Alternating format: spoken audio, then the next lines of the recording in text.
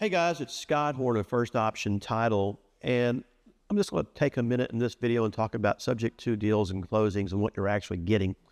So if you like the video, please take a minute and like it. Don't forget to comment below. We'll get back to you on those. And come join us over on our YouTube channel as well. So you're buying a home subject to the existing debt. And, you know, the first thing is what are you actually buying? Well, you darn well better make sure you're getting a deed to the house, a conveyance of the property, and that deed is getting recorded in deed records.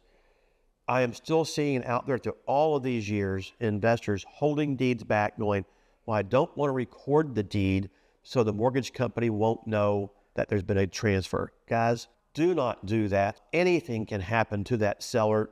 Liens can attach to the property through the seller, and you just bought those if the seller can't pay them off. Do not run that risk out there.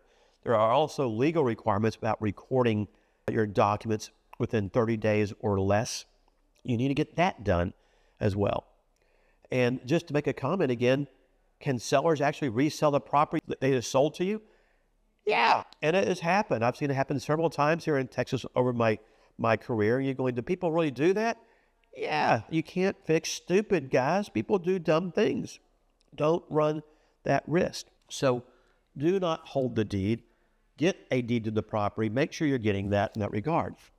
The next thing on a subject to transaction is I want you to always protect the seller with a security instrument and a deed of trust. I hear people all the time saying things like, well, I just want a deed. Nope. Give your seller a deed of trust because, guys, bad things happen in good investors all the time. Issues happen where maybe you have to surrender that property. You can't just deed the house back to the seller and go here. They have to actually accept it, and maybe they don't want to accept it. Maybe it's too far behind in payments. But maybe they want the right to foreclose on that property because maybe you have other liens that got attached that they don't want to take subject to. Maybe you put a second lien on the property. Maybe you got an IRS lien filed against your company or some other lien that they want to extinguish and wipe out.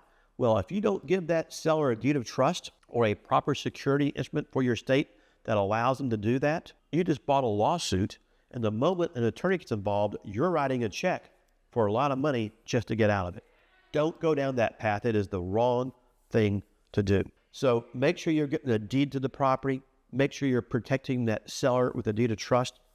Realize you are owning the property. It is now your house. Make sure your seller understands that. And when you do this, guys, make sure you understand you now have that moral obligation to make those mortgage payments and take care of things.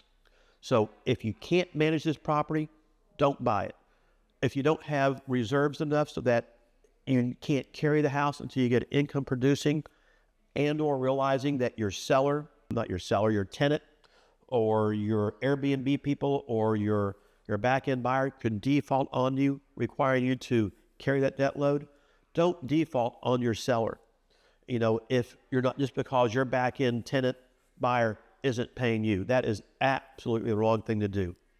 So again, when you're buying a home sub to, you're buying it. You're getting a deed conveyed to you. It is going into your name. Make sure you handle security correctly between you and your seller. Make sure you handle insurance correctly. Take care of things out there and handle your payments correctly. Hope you guys found the video helpful. If you did, take a minute and just like it. Don't forget to comment and come join us over on our YouTube channel. We'll see you guys next time.